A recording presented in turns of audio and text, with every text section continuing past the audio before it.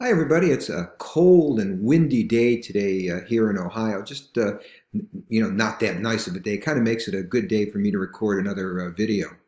I will note that this is hopefully going to be the last video I'm going to have before the midterm. If I get everything in, this will be the only video for chapter 27. It's a relatively short chapter, a lot of its definitions, and I'll go over the harder parts in just a few minutes. So I don't know if that makes you or me happier that this is going to be the last video for the chapter.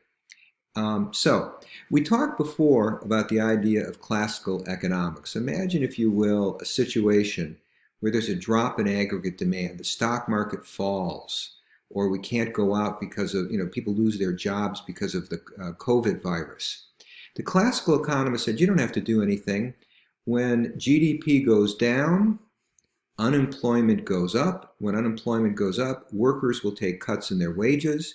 Firms will be able to offer more for sale at lower prices, and the aggregate supply curve will shift to the right.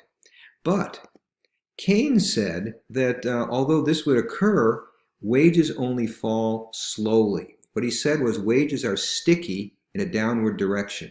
What he meant was wages don't fall easily. And as we talked about that last time, we said, look at, if you have a job at $10 an hour, the boss says, hey, things aren't good, I want to cut your wages to $9. You say, go take a long walk off a short pier. And Keynesian economics says we can do something to speed it up, get the economy back on track quickly. And the two things are called monetary and fiscal policy. So I'm going to begin. I'm not really going to get into monetary policy that much, but I'm just going to begin laying the groundwork as is done in chapter 27. And then after break, we'll deal with both, or after the exam, we'll deal with both monetary and fiscal policy. So the first thing we have to look at is the idea of money. The book looks at some really simple, straightforward definitions of money. And we're going to see how that works in just a few minutes. So money definition 1, called M1, is currency, that stuff in your wallet, something called traveler's checks that no one uses anymore, and money in your checking accounts. That's called demand deposits.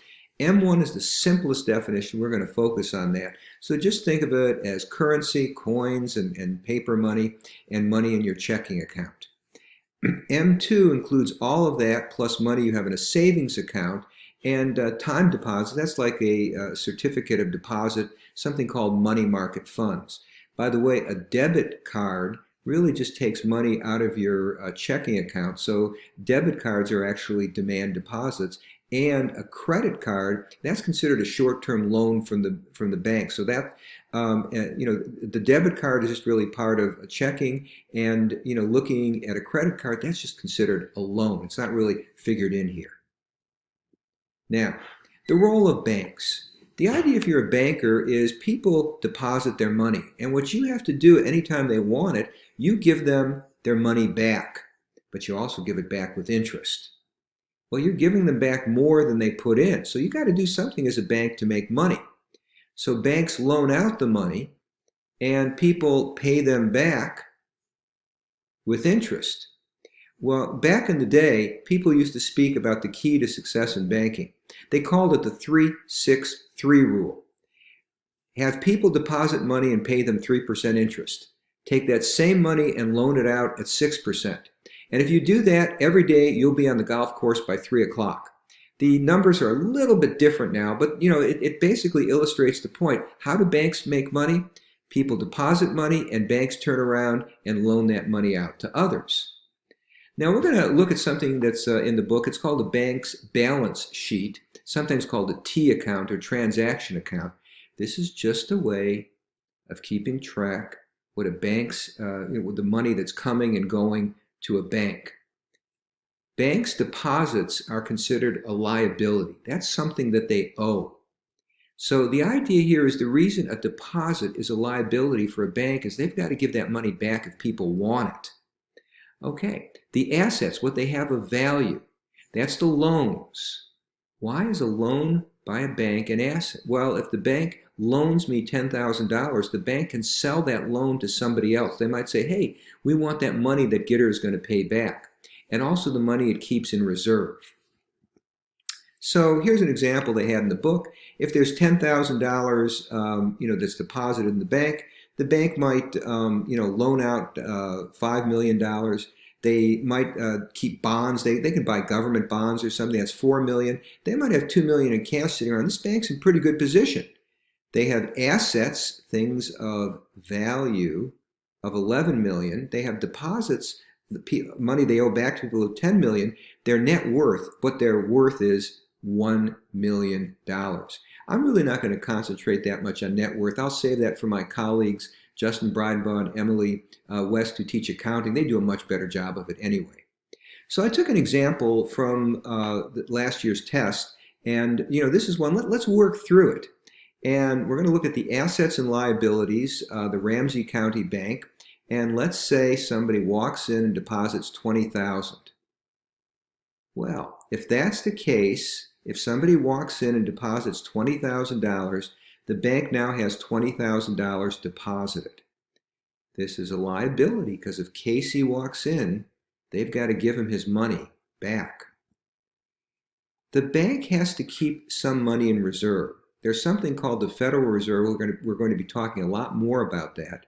And the Federal Reserve, what we call the Fed, we're on an informal basis, tells banks you have to keep a certain amount in reserve.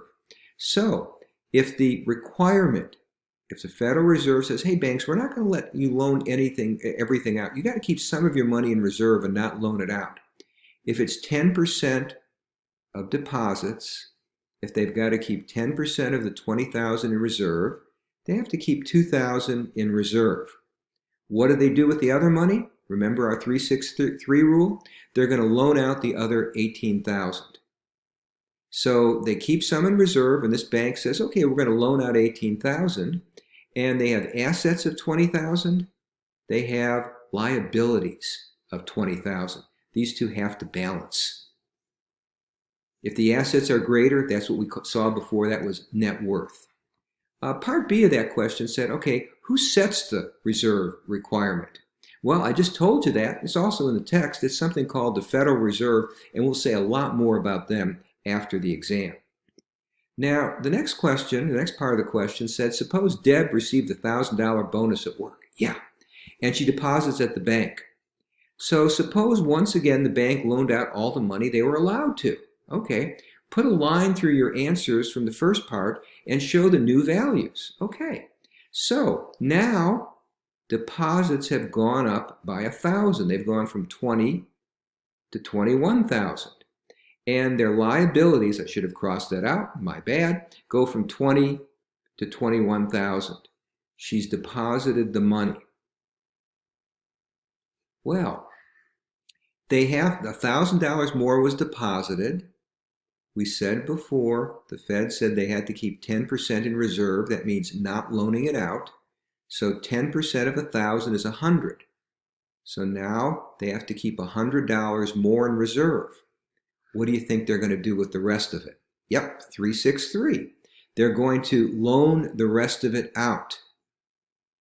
If they have $1,000 deposited and the result is that they have to keep 100 in the $1,000 more deposit, they have to keep $100 in reserve, they loan out the other 900, and when all is said and done, 2,100 plus 18,900 is 21,000. The whole thing balances. Wow. And some of you thought that was a hard problem. Okay. Now, banks can do something called, creating money. I wish I could do that too. Suppose there's a 10% reserve requirement. If $1,000 is deposited in the bank, then the bank has to keep $100 in reserve. They loan the other $900 out. Let's say they loan $900 to Ann, and Ann goes out and spends it on a computer. Some of you have worked in businesses. You know at the end of the day what the business does is they go and they put the money in the bank. So the computer store deposits $900 in a bank. Guess what this bank is going to do, be it the same bank or a different one? They're going to loan out 90% and they have to keep the other 10% in reserve. In other words, the bank got $900 from the computer store. They have to keep 10% in reserve, 90, and they can loan out the rest, 900 minus 90. They, now have $810 they loan out. And maybe they loan it to Bobby, who spends it on a bike. So Bobby goes and spends it on the bike, and guess what? The bike company deposits the money on the bank in the bank. This process keeps on repeating. But notice, $1,000 deposited, that's money. The computer company has money in the bank, that $900, that's money. The bike company has $810 in the bank, that's money. And it keeps on repeating again and again and again. It's kind of like throwing a stone in a pond.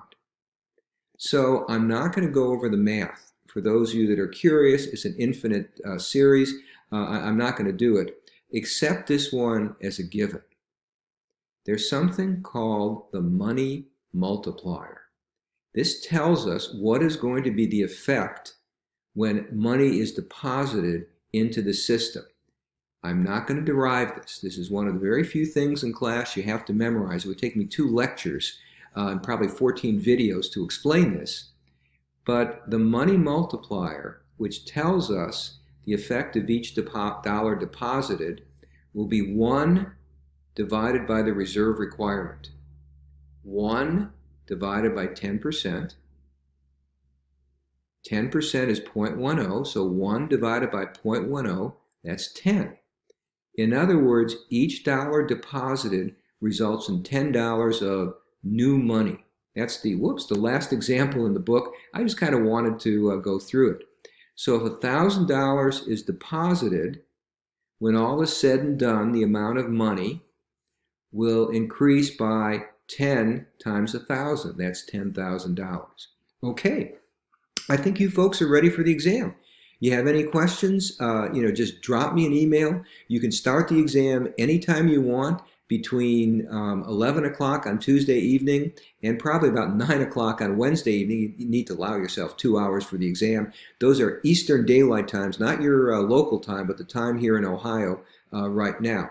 So take care, stay well, good luck, and I'll be back with more videos after the exam.